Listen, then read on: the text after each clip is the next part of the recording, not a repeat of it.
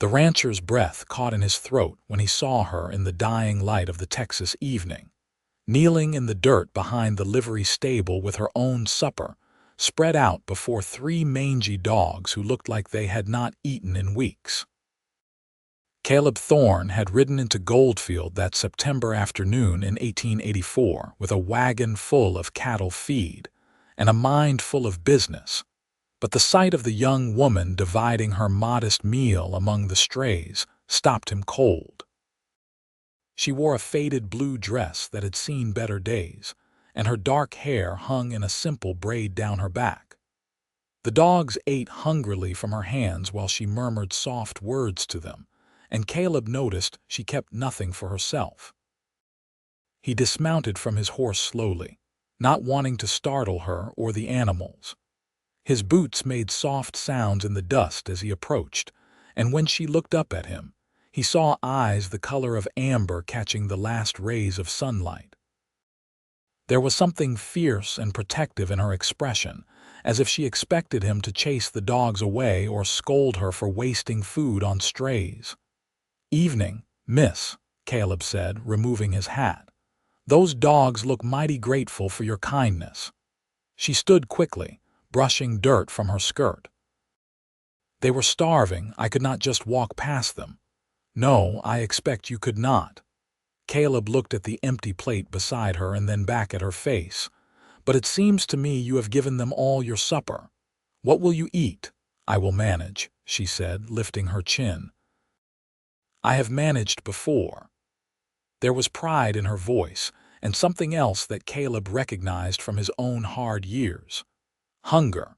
Not just the hunger of missing one meal, but the deep hunger of someone who had missed many meals and expected to miss many more. He made a decision in that moment that would change both their lives forever. "Well, I was just heading to the restaurant to get some dinner myself," Kaleb said, though he had been planning to eat the cold biscuits in his saddlebag. "I would be pleased if you would join me." A lady who is kind to animals deserves a proper meal. Suspicion flickered across her face. "I do not need charity." "No, madam, I am sure you do not, but I do need company. Eating alone gets tiresome after a while, and I have been riding since dawn." "Would you do me the kindness of sharing a meal with me? I promise I am respectable. You can ask anyone in town about Kaleb Thorne. I own the Three Rivers Ranch about 10 miles west of here." She studied him for a long moment, and Kaleb felt himself being measured. He was 30 years old, tall and lean from hard work, with dark hair and blue eyes that his mother had always said were too serious. He hoped he looked trustworthy, because something about this woman made him want to prove himself worthy of her attention. "My name is Hannah Brennan," she said finally. "And I suppose I am hungry enough to accept your offer, Mr. Thorne, but only if we can bring some scraps out for these dogs afterward." "Deal," Kaleb said, and he felt himself smile for the first time in weeks. They walked together toward the Golden Star restaurant, the best eating establishment in Goldfield, which was not saying much given that it was the only restaurant in the small Texas town. The dogs followed them for a while before wandering off, and Kaleb noticed that Hannah kept looking back to make sure they were all right. Inside the restaurant, the owner, Mrs. Chen, greeted Kaleb warmly. She was a Chinese immigrant who had come west with her husband to work on the railroads, and when he had died in an accident 5 years ago, she had opened this restaurant with her savings. Her cooking was legendary in 3 counties. "Mr. Thorne, welcome back," Mrs. Chen said with a smile. "And you brought a friend. Sit, sit. I have beef stew tonight and fresh bread." They settled at a table near the window, and Kaleb ordered 2 large bowls of stew, bread, apple pie, and coffee. When the food arrived, he watched Hannah try to eat slowly and politely, but he could see how hungry she really was. He kept the conversation light, talking about the weather and the cattle prices, giving her time to eat without feeling scrutinized.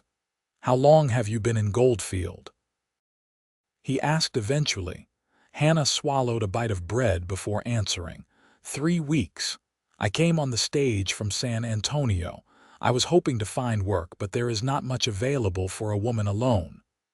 What kind of work are you looking for? Anything honest, she said simply. I can cook, clean, sew, tend animals, keep books. I worked in a boarding house in San Antonio for 2 years before the owner died and his son sold the property. I had hoped to find similar work here, but the boarding house in Goldfield already has all the help they need. Kaleb found himself leaning forward, interested in every word. Where are you staying now? A flush colored her cheeks. I have been staying in the room above the general store. Mr. Patterson has been kind enough to let me sleep there in exchange for sweeping the store and organizing his stock. But he told me today that his daughter is coming to stay with him next week and she will need the room, so I will have to find somewhere else. What will you do? I do not know yet, Hannah admitted, and for the first time he heard fear beneath her brave words. But I will figure something out. I always do. Kaleb made his second life-changing decision of the evening. I need a housekeeper. Hannah looked up at him sharply. What? At the ranch. I need a housekeeper. The place has gone to ruin since my mother died last year.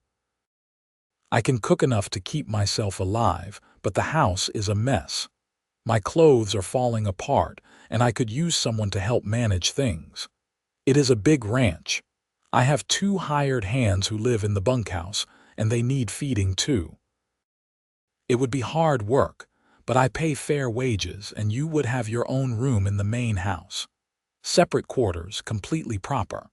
Mrs. Thornton from the neighboring ranch comes by once a week, so there would be a chaperone of sorts.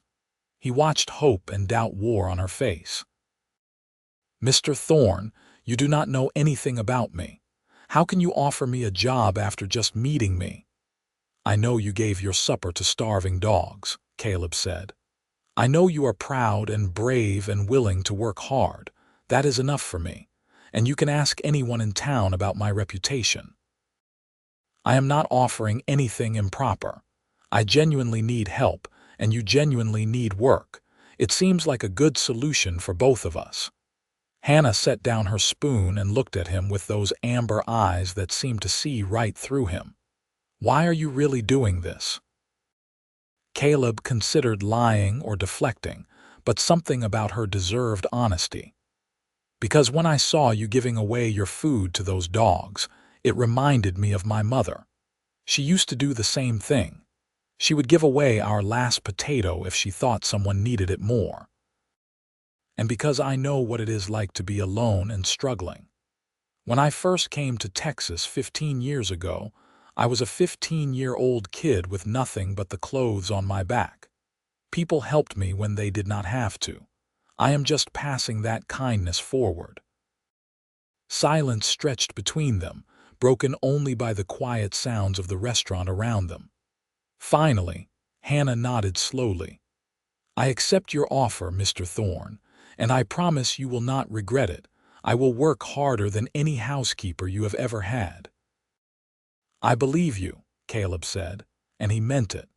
They finished their meal, and true to his word, Kaleb asked Mrs. Chen to pack up some scraps for the stray dogs. They found the 3 dogs bedded down behind the livery stable, and Hannah fed them the leftovers with the same gentle care she had shown before. Kaleb found himself watching her more than the dogs, noticing the way she smiled when the smallest dog licked her fingers, the way she checked each animal for injuries or illness. They need homes, she said softly. They are good dogs. They just need someone to give them a chance. Bring them to the ranch, Kaleb heard himself say. We have plenty of room and ranch dogs are always useful. They can help keep the coyotes away from the cattle. Hannah's face lit up with such joy that Kaleb felt something shift in his chest. Really? You would take them? Sure. We will throw them in the wagon tomorrow morning when we head out. Let me arrange for you to stay at the boarding house tonight, proper and paid for, and I will collect you at dawn. We can stop by Patterson's store to get your things." "I do not have much," Hannah warned. "Then it will be a quick stop," Kaleb said with a smile. He walked her to the boarding house and paid Mrs. Morrison for a room, ignoring the older woman's curious looks. Then he tipped his hat to Hannah and headed back to his own room above the saloon, his mind whirling with thoughts of amber eyes and unexpected kindness. That night, Kaleb lay awake wondering what he had just done. He had offered a job to a woman he had just met, invited her to live in his house, and agreed to take in 3 stray dogs. It was impulsive and possibly foolish, but it felt right in a way that nothing had felt right since his mother's death. The 3 Rivers Ranch had been his mother's dream. She had worked herself to exhaustion to keep it going after his father died of fever 10 years ago, and Kaleb had worked alongside her, learning everything he could about ranching and business. When she died, he had thrown himself into the work even harder, trying to outrun his grief. But the house had grown cold and empty without her presence, and Kaleb had found himself avoiding it, sleeping more nights in the bunkhouse with his hired hands than in his own bed. Maybe having someone in the house again would help. Maybe Hannah Brennan, with her fierce kindness and stubborn pride, was exactly what the ranch needed. What he needed, though he was not ready to admit that yet. Dawn came crisp and clear, and Kaleb was waiting outside the boarding house with his wagon when Hannah emerged carrying a small carpet bag that seemed to contain all her worldly possessions. She wore the same faded blue dress, but her hair was neatly braided and her face was washed clean. She looked young in the morning light, and Kaleb wondered how old she was. "Morning," he said, helping her up onto the wagon seat. "How old are you, if you do not mind me asking? I realized last night that I never asked." 22, Hannah said. "And you?" 30. "I hope that does not make you uncomfortable, working for an older man." "You are hardly ancient, Mr. Thorne," Hannah said with a hint of amusement. "And I have worked for people of all ages. As long as you are respectful, which you have been so far, I do not see any problem." They stopped at Patterson's store to collect her few belongings, then went to find the dogs. The strays were right where they had left them, and with some gentle coaxing and a few scraps of bacon, they managed to get all 3 into the back of the wagon. The dogs seemed bewildered but cautiously hopeful, and Hannah sat with them for a moment, speaking softly and stroking their matted fur. "They will need baths," she said, "and probably treatment for fleas, but they are good dogs, I can tell." "We have everything we need at the ranch," Kaleb assured her. "My mother always kept a well-stocked medicine cabinet for the animals." The ride to 3 Rivers Ranch took about 2 hours, following a dusty road that wound through rolling grassland dotted with cattle. Kaleb pointed out landmarks and told Hannah about the ranch as they traveled. He owned 3,000 acres and ran about 500 head of cattle. He had 2 full-time hands, Miguel Reyes and Tom Cooper, both good men who had worked for his mother before him. There was also a part-time hand, a young man named Samuel who came during the busy seasons. "Miguel is from Mexico originally," Kaleb explained. "He has been with us for 8 years. His wife died in childbirth, and he has been alone since then. He is quiet but hardworking and the best horseman I have ever seen. Tom is from Kentucky. He came west after the war and never went back. He is loud and tells terrible jokes, but he knows cattle better than anyone." "They will not mind having a woman at the ranch?" Hannah asked. "They will be thrilled. Miguel has been complaining about my cooking for months, and Tom keeps threatening to ride into town and drag back the first woman he sees just so someone can mend his shirts properly. They are good men, Hannah. I would not keep them on otherwise, and I would not bring you here if I thought you would be anything but safe and respected." Hannah nodded, seeming to relax a little. "Thank you for being honest with me. I appreciate it." They fell into a comfortable silence, and Kaleb found himself very aware of her presence beside him. She smelled faintly of soap and something sweet he could not identify. Lavender, maybe, or rose water. When the wagon hit a rut in the road, she grabbed his arm to steady herself, and even through his shirt sleeve, he felt the warmth of her hand. The ranch appeared in the distance, and Kaleb felt a swell of pride as he always did when he saw it. The main house was a sprawling structure his father had built with his own hands, white painted wood with a wide porch that wrapped around 3 sides. There was a barn, a bunkhouse, a stable, and several other outbuildings.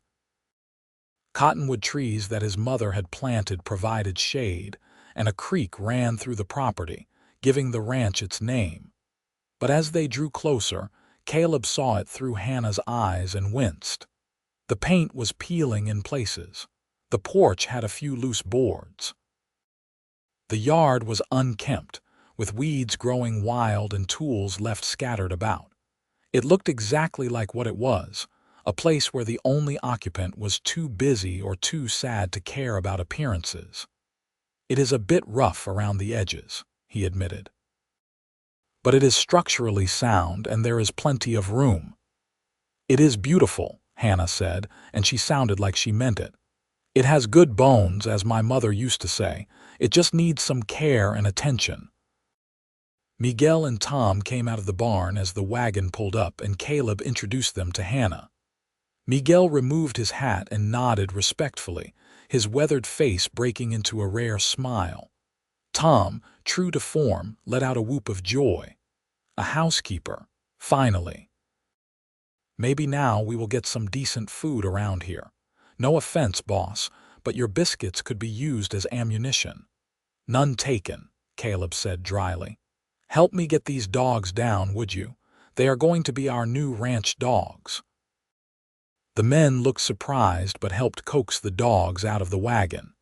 The animals were skittish around the men at first, but Hannah's presence seemed to calm them. She introduced each dog as if they were people.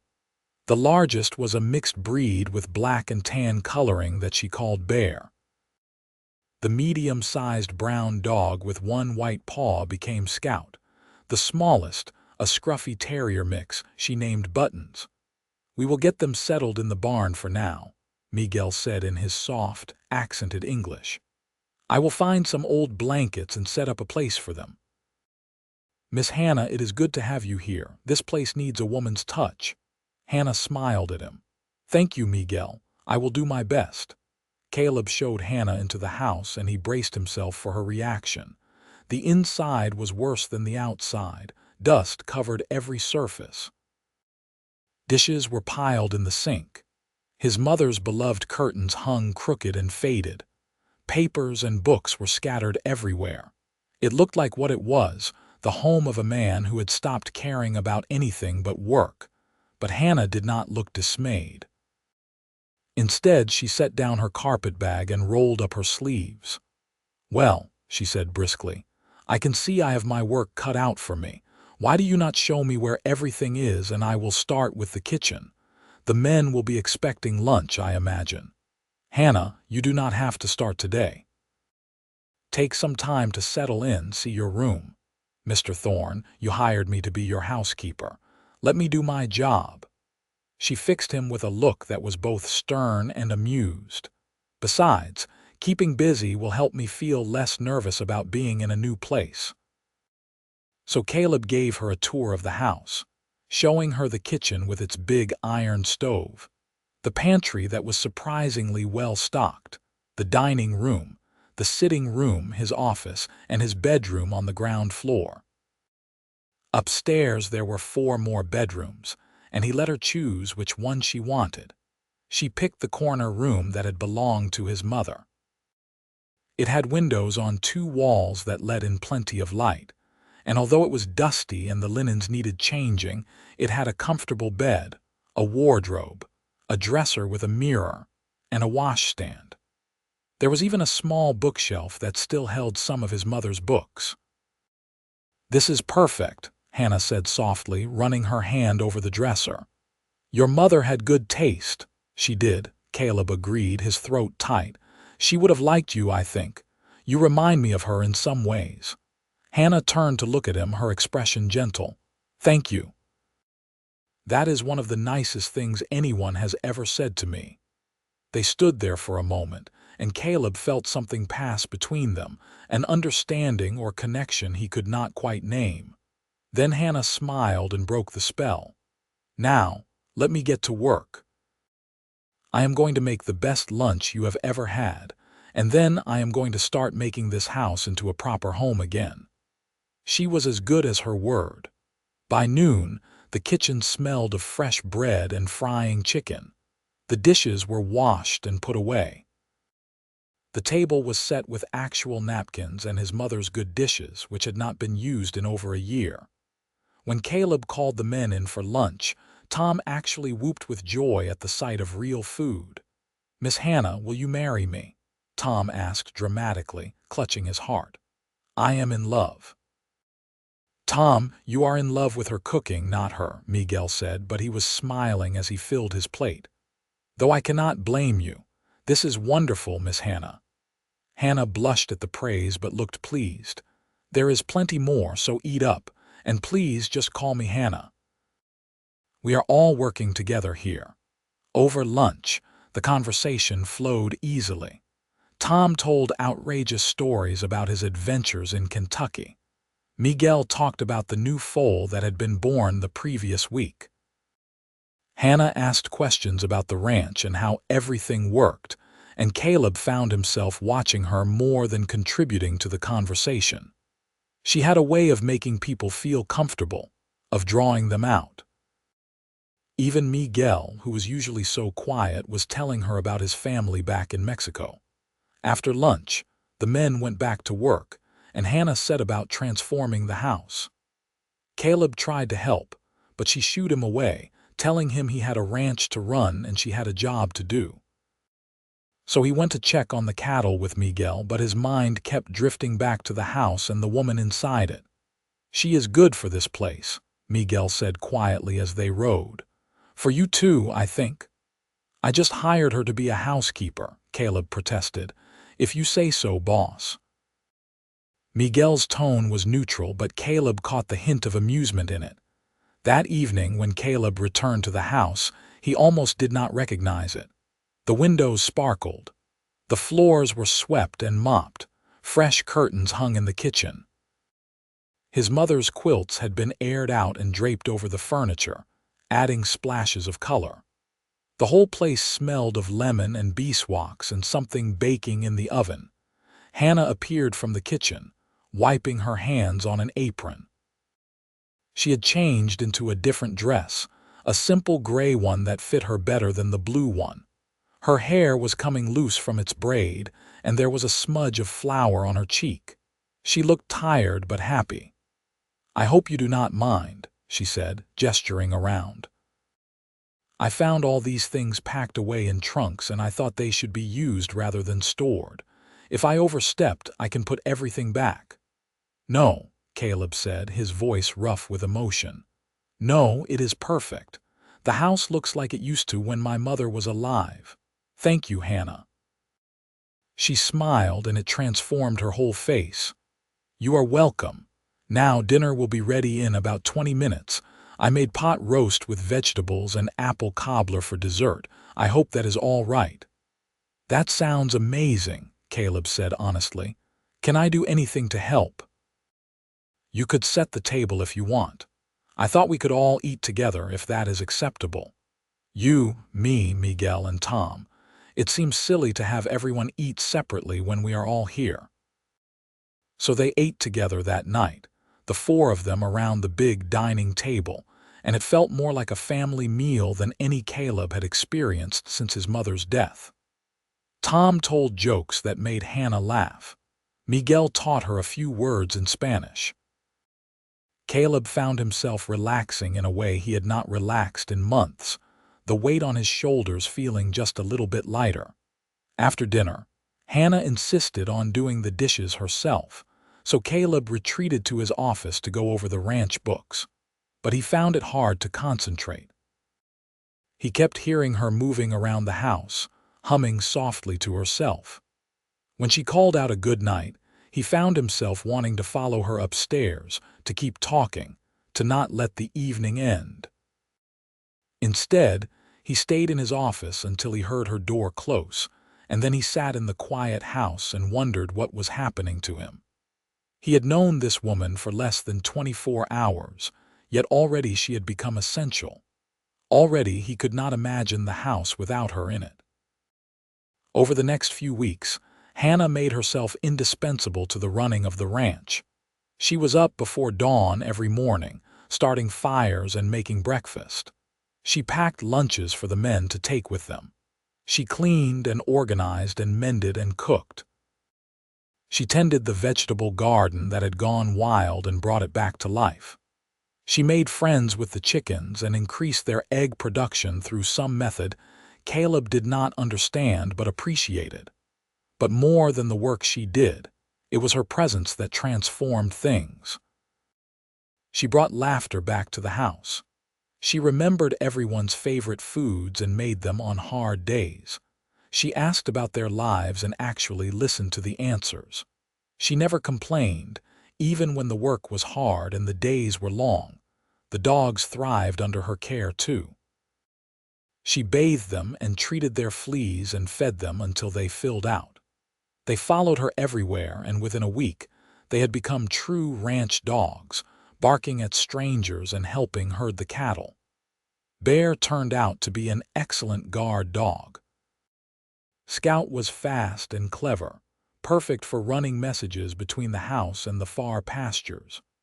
Buttons, despite his small size, was fearless and kept the chickens safe from hawks. Kaleb found himself looking for excuses to be near Hannah. He would come back to the house in the middle of the day to check on something that did not really need checking. He would linger over meals, asking her opinions on ranch business. He would sit in the kitchen in the evening, supposedly reading the newspaper but actually watching her as she sewed or knitted or planned the next day's meals. He learned things about her slowly, piece by piece. She had grown up in a small town in Louisiana, the youngest of 6 children. Her father had died when she was 10, and her mother had struggled to keep the family together. Hannah had started working when she was 12, taking any job she could find to help support her siblings. Her mother died when Hannah was 18, and her older siblings had scattered, starting their own families. Hannah had drifted west, looking for a place where she belonged. "I always felt like I was searching for something," she told him one evening as they sat on the porch watching the sunset. "I just never knew what it was. A home, I suppose, a place where I mattered." "You matter here," Kaleb said quietly. "This place would fall apart without you." She looked at him with those amber eyes, and he saw something flicker in them. Hope, maybe, or something deeper. "Thank you, Kaleb. That means more than you know." He had started calling her by her first name, and she had started calling him by his. It felt natural, comfortable, like they had known each other for years instead of weeks. But there was also tension between them now, a pull that Kaleb felt whenever she was near. He would catch himself staring at her, noticing the curve of her neck or the way she bit her lip when she was concentrating. He would find reasons to touch her hand when passing her something, just to feel the warmth of her skin. He was falling in love with her. He knew it even as he tried to deny it. He had not planned on this. He had just wanted to help her, to have someone keep the house running. But Hannah Brennan had walked into his life and turned everything upside down, and now he could not imagine his days without her. The problem was he did not know how she felt. She was unfailingly kind and warm to him, but she was kind and warm to everyone. She never showed any sign that she saw him as more than her employer, more than a friend. And he was terrified of ruining what they had by revealing feelings she might not share. October came, bringing cooler weather and the start of the cattle drive season. Kaleb needed to take a portion of his herd to market in Fort Worth. a journey that would take at least 2 weeks. He did not want to go. The thought of leaving Hannah, even for a short time, made his chest ache, but it was necessary for the ranch's survival. "I have to go to Fort Worth," he told her one morning over breakfast. "I am taking 100 head to market. Miguel and Tom will come with me, and we will hire a few extra hands in town. But that means the ranch will be empty except for you. I have arranged for Samuel to come stay in the bunkhouse, just so you are not completely alone. And Mrs. Thornton from the neighboring ranch knows you are here. She said she would check on you every few days." Hannah set down her coffee cup. "When do you leave?" "Day after tomorrow." "I am sorry, Hannah. I know it is a lot to ask, leaving you here alone." "I will be fine," she said, but he heard the worry in her voice. "How long will you be gone?" 2 weeks, maybe 3, depending on how the sale goes and the weather. I do not like leaving you, but I do not have a choice. The ranch needs this money." "I understand," Hannah said. "I will take care of everything here. You do not need to worry." But Kaleb did worry. He worried about leaving her alone on the isolated ranch. He worried about all the things that could go wrong. Most of all, he worried that when he came back, something would have changed between them, that the fragile connection they had built would have faded. The day he left, Hannah packed enough food for the journey to feed an army. She checked and rechecked his supplies, making sure he had everything he needed. When it was time to go, she walked out to see him off, the dogs at her heels. "Be safe," she said, and there was something in her voice that made his heart skip. "I will," Kaleb promised. He wanted to say more, wanted to tell her what he was feeling, but Miguel and Tom were already mounted and waiting, and a dozen hired hands milled around the assembled cattle. This was not the time or the place. "Take care of yourself, Hannah. I will be back as soon as I can." She smiled, but it did not quite reach her eyes. "I will be here." He almost turned back a dozen times during that first day. But the cattle were moving, and the men were counting on him, and he had responsibilities that he could not abandon. So he rode north toward Fort Worth, and tried not to think about amber eyes and the way Hannah had looked standing in the yard, getting smaller and smaller as he rode away. The cattle drive went smoothly at first. The weather held. The cattle moved well. They made good time, covering 15 to 20 miles a day.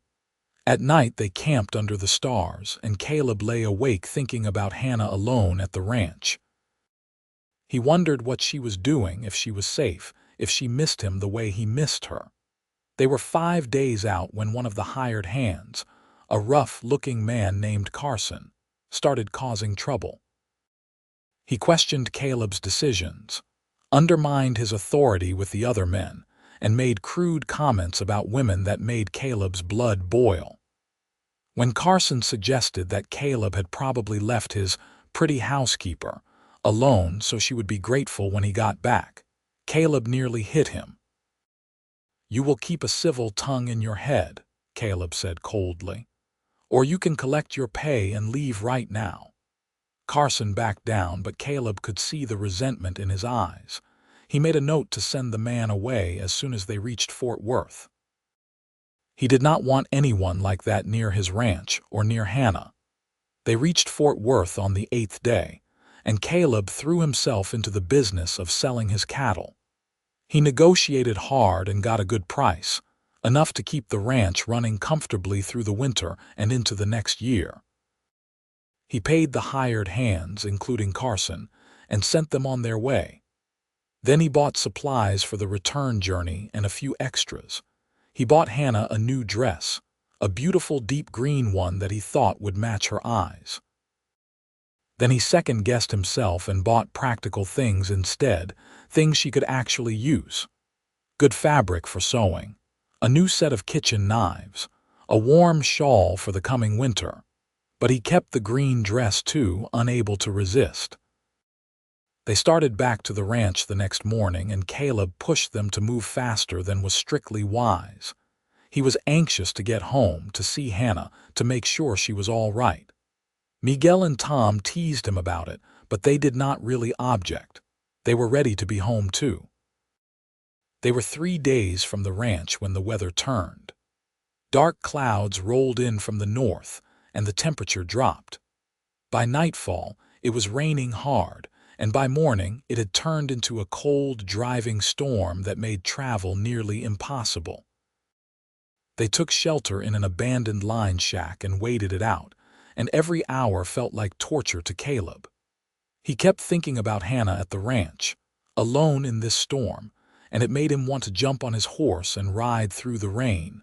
Damn the weather. "She is fine," Miguel said, reading his thoughts. "She is a strong woman and she has Samuel there. The house is solid. She will be safe." "I know," Kaleb said, but the worry did not ease. The storm finally broke after 2 days and they rode hard for home. Kaleb was soaked through and exhausted when they finally reached the ranch at dusk on the 15th day since he had left. The house looked exactly as he had left it, warm light glowing in the windows, smoke rising from the chimney. Relief flooded through him. He dismounted and rushed to the door, not even bothering to tie his horse. He burst into the kitchen and there she was. Hannah stood at the stove, stirring something that smelled incredible. She spun around at the sound of the door, and the smile that spread across her face when she saw him made his heart stop. "Kaleb, you are back." She dropped the spoon and ran to him, and without thinking he opened his arms and she walked right into them. He held her tight, not caring that he was dripping water all over her clean floor. She felt perfect in his arms, like she belonged there. He could feel her heart beating against his chest, could smell the lavender in her hair. When she pulled back to look up at him, her eyes were bright with emotion. "I was so worried," she said. "When the storm came, I thought you might be caught in it. I have been watching for you for 2 days. "I am fine," Kaleb said, his hands still on her arms, unable to let her go. "Are you all right? Did anything happen while I was gone?" Everything was fine. Samuel was a perfect gentleman and Mrs. Thornton came by 3 times. The ranch is running well. I even managed to fix the leak in the barn roof that you were worried about. But Kaleb, I missed you." The last words came out softly, almost shy. "I missed you too," Kaleb said, and he could not help himself anymore. He cupped her face in his hands, not caring that they were cold and wet. "Hannah, I need to tell you something." "What is it?" "I am in love with you." The words came out in a rush, unplanned and unpolished. "I think I have been in love with you since that first night when I saw you feeding those dogs. I know I am your employer and this is probably improper, and I do not want to make you uncomfortable, but I have been carrying this around for weeks and I cannot hold it in anymore. You do not have to say anything. You do not have to feel the same way. I just needed you to know." Hannah stared at him, her eyes wide with shock. For a long, terrible moment she said nothing, and Kaleb felt his heart sink. He had ruined everything. She would leave, and he would have to live with the memory of her and the knowledge that he had driven her away. Then she smiled, a smile so radiant it lit up the entire room. "You love me." "Yes," Kaleb said helplessly. "I do. I love you so much it terrifies me." "Oh, Kaleb," Hannah said, and there were tears in her eyes now. "I love you too. I have loved you almost from the beginning. But I thought you only saw me as your housekeeper. I thought I was being foolish, falling in love with a man who was so far above me." "Above you," Kaleb repeated, incredulous. "Hannah, you are the strongest, kindest, most remarkable woman I have ever met. You are not below me. If anything, I am not worthy of you." "That is not true," Hannah said fiercely. "You are the best man I have ever known. You are kind and honorable, and you took a chance on a stranger because you saw someone who needed help. How could I not love you?" Kaleb felt like his heart might burst. "So you really love me. This is not a dream." "It is not a dream," Hannah said, laughing through her tears. "I love you, Kaleb Thorne. I love you so much."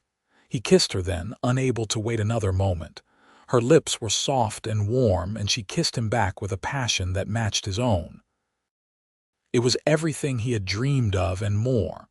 When they finally broke apart, they were both breathless. "I bought you something in Fort Worth," Kaleb said, suddenly remembering. "Several things, actually, but there is one thing in particular I want to give you." He went out to his horse, which Miguel had thoughtfully tied up and was now standing patiently in the rain. From his saddlebag, he pulled out the carefully wrapped green dress and brought it inside. Hannah opened it with trembling hands, and when she saw the dress, she gasped. "Kaleb, this is beautiful. This is too much." "Nothing is too much for you," Kaleb said. "I want to give you everything, Hannah. I want to give you a home, a family, a life where you never have to worry about where your next meal is coming from or where you will sleep. I want to give you my heart and my name if you will have them." Hannah looked up from the dress, her eyes shining. "Are you asking me to marry you?" "I am," Kaleb said, taking her hands. "I know it is fast. I know we have only known each other for 2 months. But I am more certain of this than I have ever been of anything in my life. I want you to be my wife, Hannah. Will you marry me?" Hannah was crying openly now, but they were happy tears. "Yes," she said. "Yes, I will marry you. I want nothing more than to be your wife." They kissed again, longer this time, sealing their promise. When Miguel and Tom came in from taking care of the horses, they found Kaleb and Hannah standing in the middle of the kitchen, wrapped in each other's arms. Miguel smiled his quiet smile, and Tom let out a whoop that probably scared the cattle. "About time, boss," Tom said. "We have been waiting for you to wise up and tell her how you felt." "You knew?" Kaleb asked, not taking his eyes off Hannah. "Everyone knew," Miguel said gently. "You both wore your hearts on your sleeves. We are happy for you both."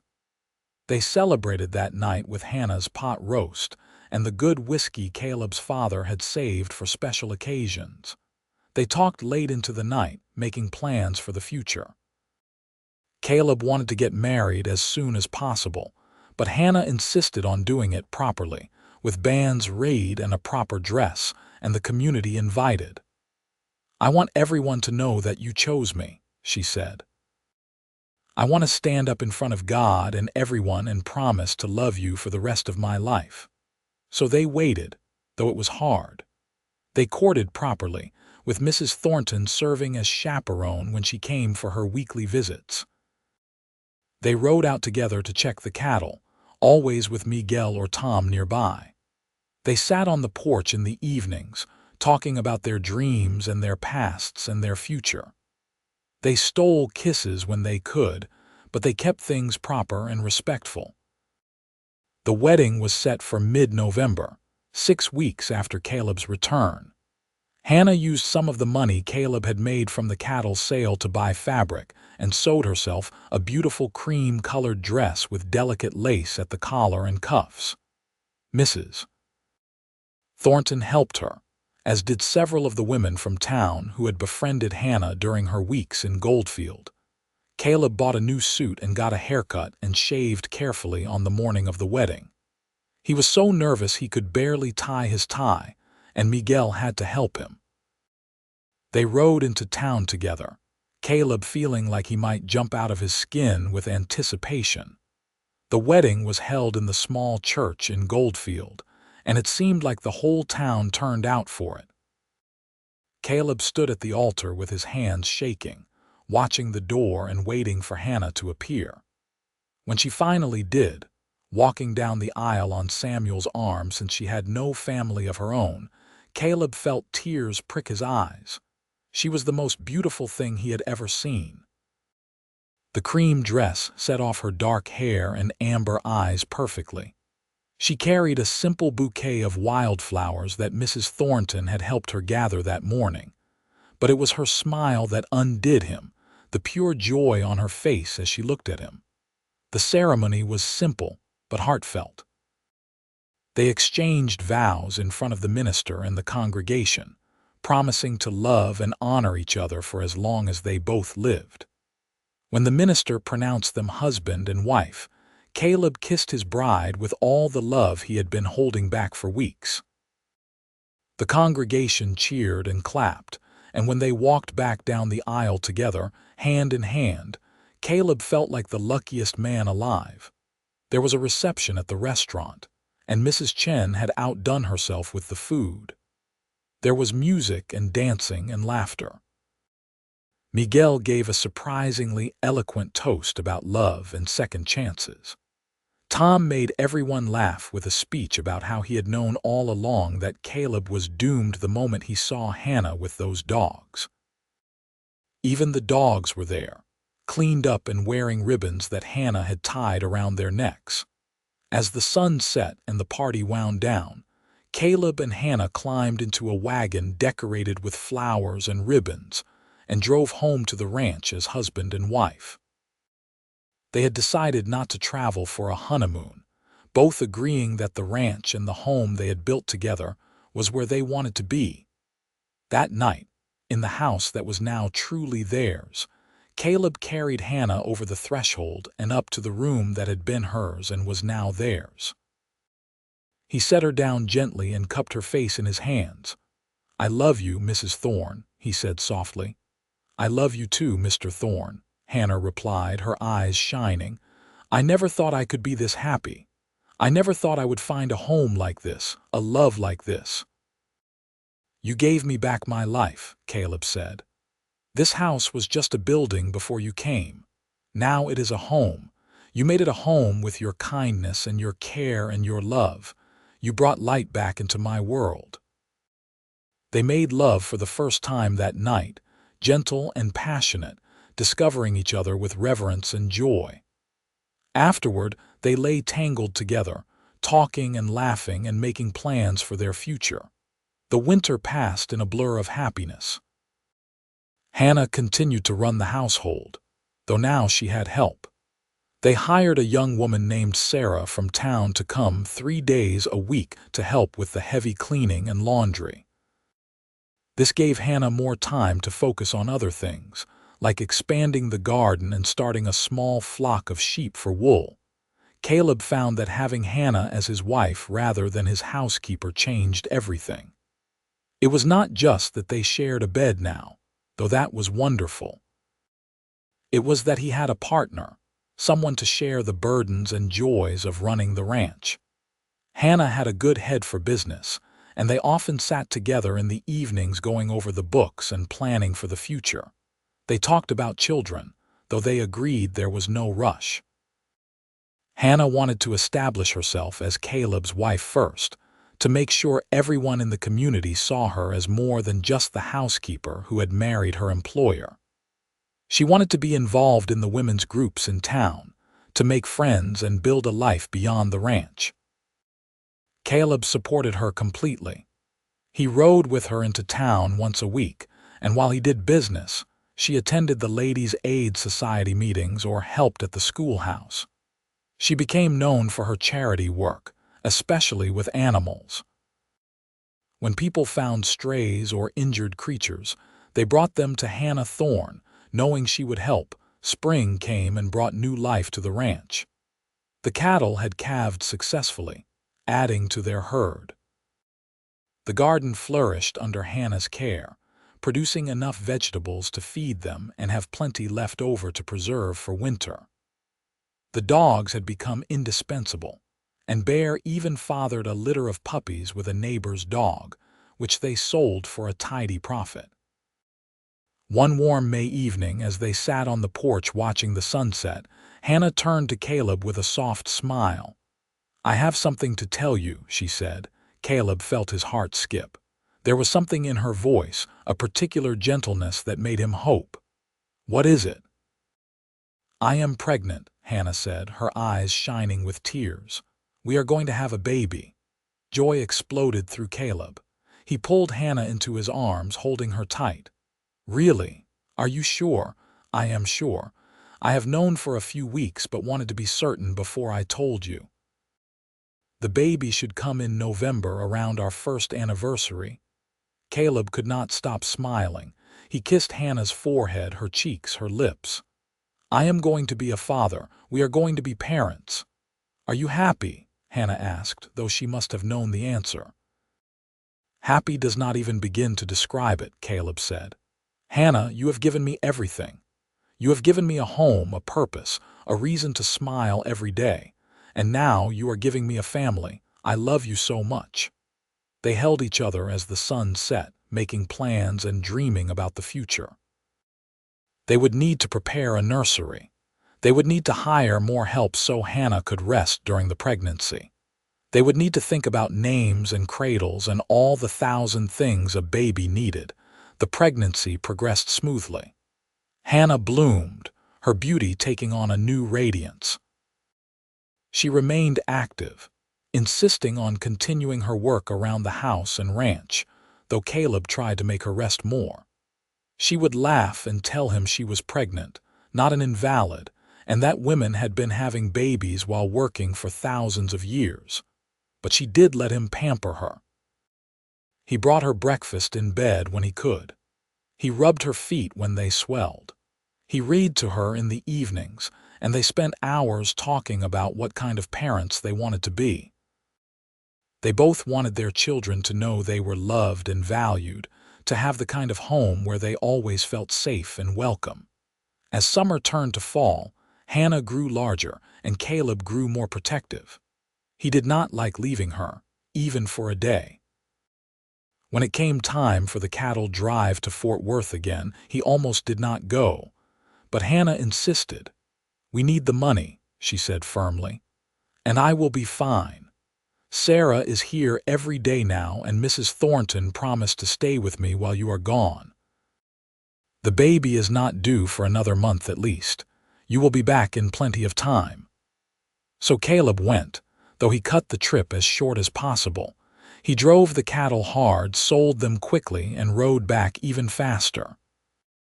He made the entire round trip in 10 days, and when he came home to find Hannah safe and well, he swore he would never leave her again. 2 weeks later, on a crisp November morning, Hannah's labor began. Kaleb sent Tom racing to town to fetch the doctor and Mrs. Thornton, who was also a skilled midwife. Then he stayed with Hannah, holding her hand and trying not to panic as the contractions grew stronger. Mrs. Thornton arrived first, bringing her medical bag and a calm, reassuring presence. She sent Kaleb to boil water and gather clean linens, giving him something to do so he would not hover. When the doctor arrived an hour later, he pronounced everything normal and settled in to wait. The labor lasted through the day and into the evening. Kaleb stayed with Hannah as much as he was allowed, wiping her forehead with cool cloths and telling her how brave she was, how much he loved her. When the pain grew worse, she squeezed his hand so hard he thought his bones might break, but he did not complain. He would have borne all her pain himself if he could. Finally, as the sun was setting, their baby was born. The doctor held up a squalling, red-faced infant and announced, "It is a boy." Kaleb felt tears streaming down his face as he looked at his son. The baby had a shock of dark hair and tiny, perfect features. When Mrs. Thornton cleaned him up and placed him in Hannah's arms, Kaleb sat beside his wife and stared in wonder at the miracle they had created. "He is beautiful," Hannah whispered, exhausted but glowing with joy. "Look at him, Kaleb. We made him." "What should we name him?" Kaleb asked softly, touching the baby's tiny hand with one finger. The infant gripped it and Kaleb's heart melted. They had discussed names endlessly over the past months. Now, looking at her son, Hannah said, "What about Kenneth?" "Kenneth James, after both our fathers." "Kenneth James Thorne," Kaleb said, trying it out. "I love it. Hello, Kenneth. Welcome to the family." The baby yawned and settled into sleep, and Kaleb looked at his wife and son with a feeling of complete contentment. This was what happiness looked like. This was what he had been searching for all his life without knowing it. The next few weeks were a blur of sleepless nights and endless wonder. Kenneth was a healthy baby with a strong set of lungs, and he kept them both busy. Miguel and Tom doted on the baby, taking turns rocking him and making faces to get him to smile. Sarah helped with the household work so Hannah could rest and recover. The community rallied around them, bringing food and gifts and offering help. As winter settled in and the year turned, Kaleb reflected on how much his life had changed in just over a year. 15 months ago, he had been a lonely man living in an empty house, going through the motions of life without really living. Now he had a wife he adored, a healthy son, a thriving ranch, and a home full of love and laughter. "What are you thinking about?" Hannah asked one snowy evening as they sat by the fire, Kenneth asleep in his cradle beside them. "I am thinking about how lucky I am," Kaleb said, pulling her close. "How different my life would be if I had not seen you that evening in town, feeding those dogs." Hannah smiled and nestled against his chest. "I think about that too sometimes. If you had not stopped, if you had not offered to buy me dinner, I do not know where I would be now. Probably still drifting, still searching for something I could not name." "I would have found you eventually," Kaleb said with certainty. "We were meant to be together, Hannah. I truly believe that." "So do I," Hannah agreed. "You saved me, Kaleb. You gave me a home and a family and a place where I belong." "You saved me too," Kaleb said softly. "You brought my house back to life, and you brought me back to life too. You showed me that there was more to existence than just work and duty. You taught me to feel again." They sat together in comfortable silence, watching the fire and listening to their son's soft breathing. The dogs were curled up nearby and the house was warm and peaceful. Outside, snow fell gently, blanketing the ranch in white, but inside, everything was perfect. As the years passed, their family grew. Hannah gave birth to a daughter 2 years after Kenneth, a beautiful girl they named Hope. Then came another son, Arthur, and finally another daughter, Mary.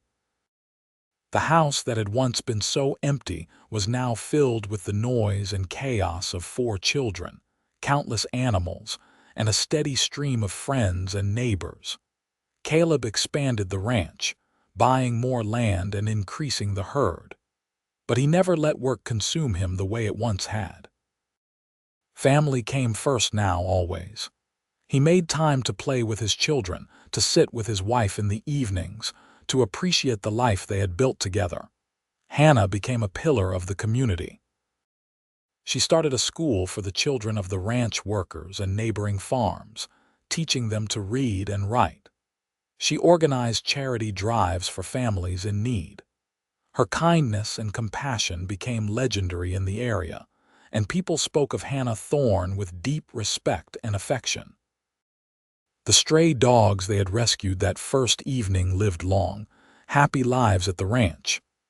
When Bear finally passed away at the age of 12, surrounded by his family and the people who loved him, Hannah cried as if she had lost a family member, because she had.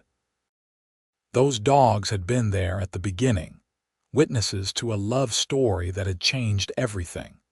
On their 10th anniversary, Kaleb took Hannah back to the spot behind the livery stable in Goldfield where he had first seen her. The town had grown and the livery had been replaced with a new building, but they stood in approximately the same place. "You remember?" Kaleb asked, holding her hand. "I remember everything," Hannah said, smiling up at him. "I remember being so hungry and so tired. I remember thinking those dogs needed the food more than I did. And then I remember looking up and seeing you standing there, this handsome rancher with kind eyes who changed my entire life." "You changed mine," Kaleb said. "You taught me what it means to love selflessly, to give without expecting anything in return. When I saw you giving your supper to those dogs, I saw who you really were. I saw your heart. And I fell in love with you right then and there, though I did not realize it yet." "I think I knew," Hannah said softly. "Deep down, I think I knew you were going to be important to me. I just did not dare hope that you could love someone like me." Someone like you, Kaleb repeated. Hannah, you are the best person I know. You are kind and strong and brave. You see people who are struggling, and you help them without hesitation. You make everyone around you better just by being yourself. How could I not love you? They kissed there in the place where their story had begun, and Kaleb thought about how much he still loved this woman. If anything, his love had grown deeper over the years, strengthened by shared joys and sorrows, by the life they had built together brick by brick. As their children grew older, Kaleb and Hannah made sure to pass on the values that had brought them together. They taught their children to be kind to animals, to help those in need, to work hard but never lose sight of what truly mattered. Kenneth grew into a fine young man who loved the ranch as much as his father did. Hope inherited her mother's compassion and wanted to become a teacher. Arthur was clever with numbers and dreamed of opening a bank. Mary, the youngest, was fearless and wanted to be a doctor, which was unheard of for a woman, but her parents encouraged her anyway. When Kaleb was 45 and Hannah was 37, they sat on their porch one evening watching their grandchildren play in the yard. Kenneth had married a sweet girl named Laura, and they had 2 children. Hope had married a teacher from Dallas, and they had a baby on the way. "We have been blessed," Hannah said, taking Kaleb's hand. "Look at everything we have built. Look at our family." "I know," Kaleb said, his voice full of emotion. "Sometimes I still cannot believe this is my life, that you are my wife, that these are my children and grandchildren. It all started because you had a kind heart and I had the sense to recognize it. And because you had a kind heart too," Hannah reminded him. "You did not have to stop that evening. You did not have to offer me a job or take in those dogs. You chose kindness, and it changed both our lives." They rocked together in the chairs Kaleb had made, watching the sun set over the land they loved. The ranch was prosperous now, one of the largest and most successful in the county. But more importantly, it was a home filled with love, just as they had always dreamed. The years continued to pass peacefully. They celebrated holidays with their ever-growing family. They weathered droughts and hard winters together. They supported each other through the inevitable sorrows that came with life, holding each other when Kenneth's wife died in a tragic accident, rejoicing when Hope's daughter became the first woman in the family to attend college, watching with pride as Arthur opened his bank and Mary, against all odds, was accepted into medical school. Through it all, their love remained the foundation of everything. They still held hands when they walked. They still kissed each other goodnight every evening. They still looked at each other across crowded rooms and shared secret smiles. The passion of their early days had mellowed into something deeper and richer, a love that was woven into the very fabric of their beings. When Kaleb was 60 and Hannah was 52, they renewed their vows in the same little church where they had married. All their children and grandchildren were there, along with what seemed like half the county. Miguel, now an old man himself but still sharp and strong, stood as Kaleb's best man just as he had decades ago. Sarah, who had become Hannah's closest friend, stood as her matron of honor. "I promise to love you for the rest of my days," Kaleb said, looking into Hannah's eyes, which still sparkled like amber in the sunlight. "You are my heart, my home, my everything. Marrying you was the best decision I ever made." "And I promise to love you until my last breath," Hannah said, tears streaming down her face. "You gave me a life I never dared to dream of. You gave me a home and a family and a love that has sustained me through everything. I am so grateful for every day I have had with you." They kissed, and their family erupted in applause and cheers, and afterward there was a party that lasted long into the night. Kaleb danced with his wife, his daughters, his granddaughters. He laughed with his sons and grandsons. He looked around at the life he had built and felt a contentment so deep It was almost painful. As the evening wound down and the guests began to leave, Kaleb found himself alone with Hannah for a moment. They stood under the stars, just as they had so many times before, and he pulled her close. "I would do it all again," he said softly. "Every moment, every challenge, every joy. I would choose you every single time." "And I would choose you," Hannah said, resting her head on his chest. "Always you." They lived many more happy years together, watching their grandchildren grow and have children of their own. The ranch passed to Kenneth, who ran it with the same care and dedication his father had shown. The family continued to thrive, guided by the principles of kindness and hard work that Kaleb and Hannah had established. When they were both very old, their bodies worn by time but their love undiminished, they sat on their porch one final evening watching the sunset. Kaleb held Hannah's hand, his thumb tracing the familiar lines of her palm. "You remember the first sunset we watched together?" he asked softly. "I remember every sunset we have watched together," Hannah replied, her voice still strong despite her age. "But yes, I especially remember that first one. I remember thinking that I had never seen anything so beautiful." "I was not looking at the sunset," Kaleb admitted with a smile. "I was looking at you." Hannah laughed, the same bright laugh that had captivated him so many years ago. "You are still a charmer, Kaleb Thorne. Only for you," he said. "Always only for you." They sat in comfortable silence as the sky turned gold and pink and purple. The ranch stretched out before them, green and prosperous. In the distance, they could see some of their great-grandchildren playing. The dogs that were the descendants of Bear, Scout, and Buttons lounged nearby. The house behind them was full of love and memories. "I have had a good life," Hannah said softly. "A better life than I ever imagined possible, and it is all because of you." "No," Kaleb said, squeezing her hand. "It is because of us, because we found each other, because we chose love every single day, because you were brave enough to give your supper to hungry dogs and I was wise enough to see the beauty in that kindness." As the last light faded from the sky, they sat together, their hands intertwined, their hearts beating in rhythm. They had faced everything life threw at them side by side. They had built an empire of love that would last for generations.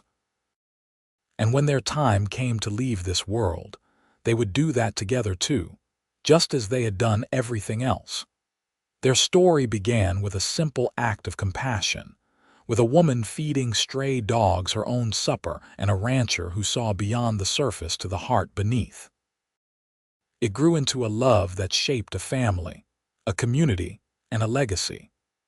The Three Rivers Ranch thrived for generations, always known as a place of kindness and compassion, always a home where those in need could find help.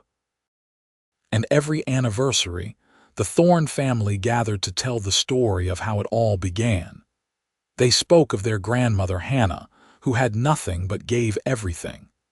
They spoke of their grandfather Kaleb, who saw someone in need and chose to help.